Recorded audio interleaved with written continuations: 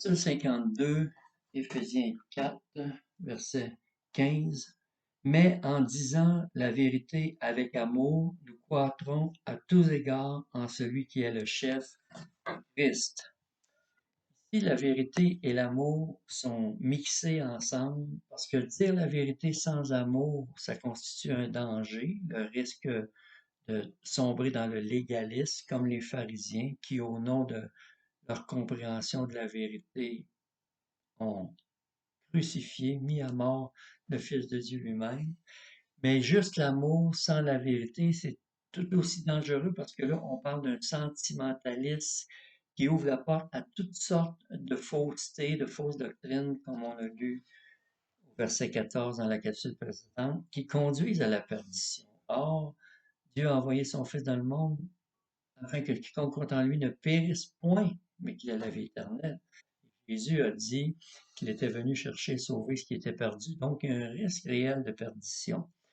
Alors, dire la vérité dans l'amour, c'est important, c'est marcher d'une manière digne de la vocation qui nous a été adressée, verset 1 du chapitre 4, alors que de ne pas le faire, c'est marcher d'une manière indigne.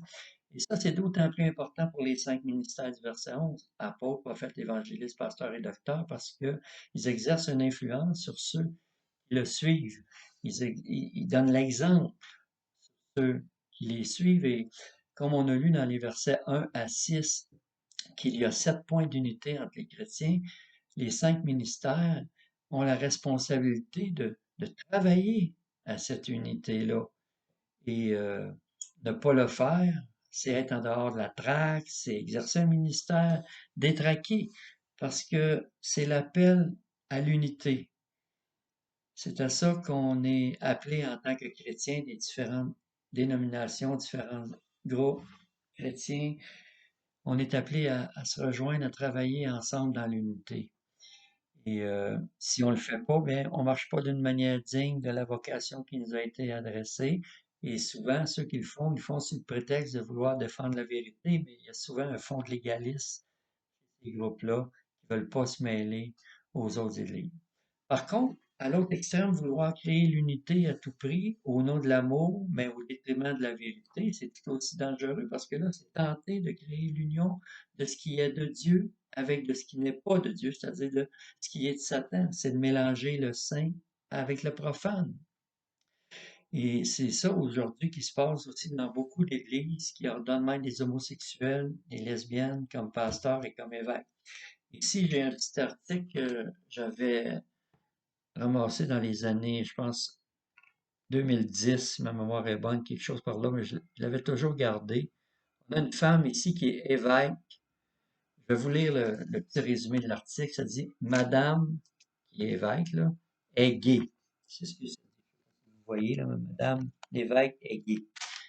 Et l'article dit Eva Bloom, qui vit avec une femme et qui est mère d'un enfant de 3 ans, a été intronisée évêque de Stockholm, ça c'est en Suède, en présence du couple royal, dans la cathédrale d'Uppsala le 8 novembre dernier. C'est la première lesbienne déclarée à accéder à cette fonction.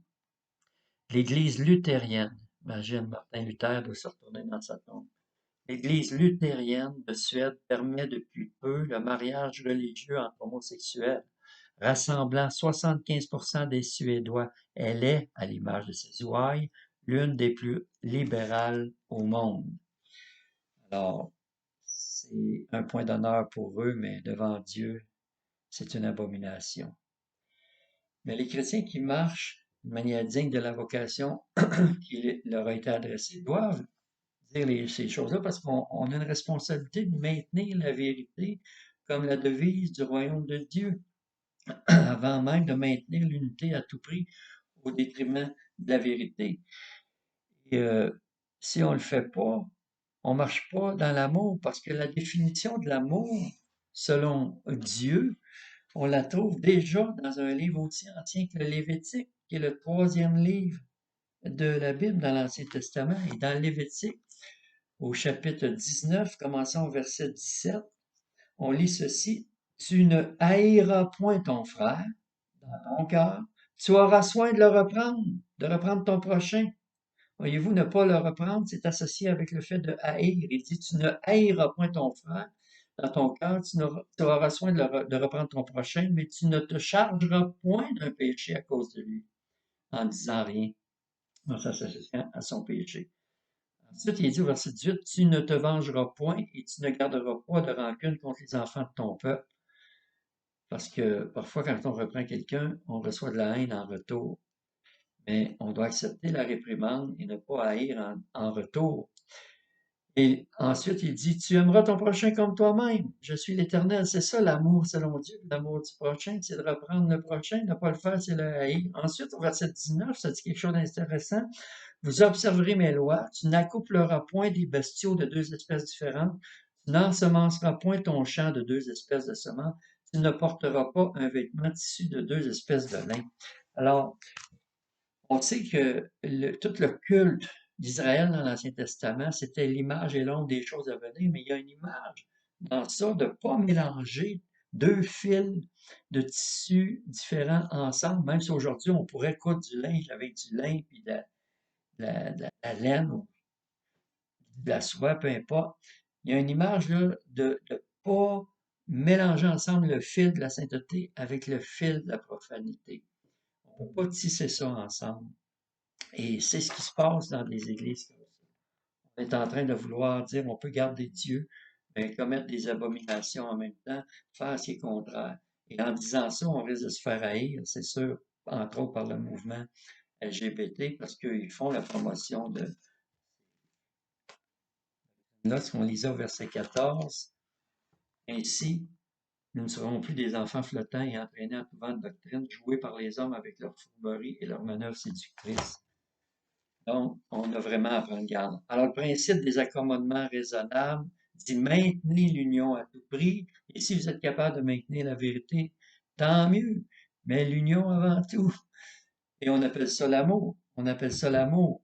Mais voici ce que l'apôtre Jean lui disait à propos de l'amour. Il y a aussi sa définition. Il y a beaucoup de définitions de l'amour dans la Bible, mais l'apôtre Jean disait n'aimez point le monde ni les choses qui sont dans le monde. Si quelqu'un aime le monde, l'amour du Père n'est pas en lui.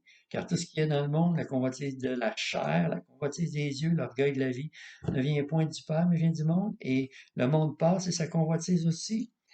Celui qui fait la volonté de Dieu demeure éternellement. Donc, oui, ça dépend à quoi on attache plus de valeur, à ce qui est éphémère ou à ce qui est éternel.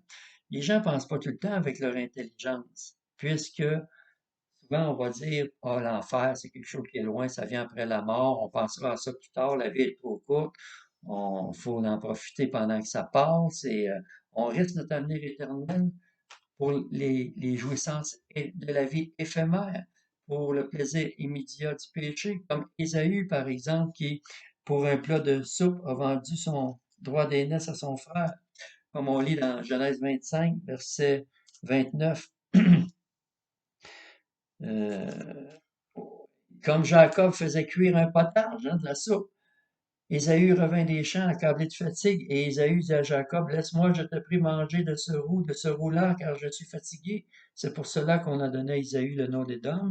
Jacob dit, vends-moi aujourd'hui ton droit d'aînesse. Ésaü répondit, voici, je m'en vais mourir, à quoi me sert le droit d'aînesse? C'est ce que je disais, les gens disent, la vie est courte, on va mourir. Fait que vite, faut en profiter, puis ils pensent pas à leur droit à la vie éternelle, puis ils la perdent à cause de cela parce qu'il n'attache pas d'importance à la vie éternelle. Dans Ecclésias 8:11, une pensée là aussi qui m'a vraiment interpellé dès le début de ma vie chrétienne. Ça m'avait frappé ce verset-là dans Ecclésias 8, verset 11. On dit parce qu'une sentence, c'est-à-dire une punition, si vous voulez, contre les mauvaises actions, ne s'exécute pas promptement, c'est-à-dire tout de suite. Le cœur des fils de l'homme se remplit en eux du désir de faire le mal. Ben oui, parce que c'est loin, on voit ça comme loin, on a toute notre vie à vivre, fait que on y pense pas. On y pense pas ce qui va nous en coûter à longue échéance dans la vie éternelle. Et on continue à pécher parce qu'on veut profiter de la vie, à ce qu'on dit.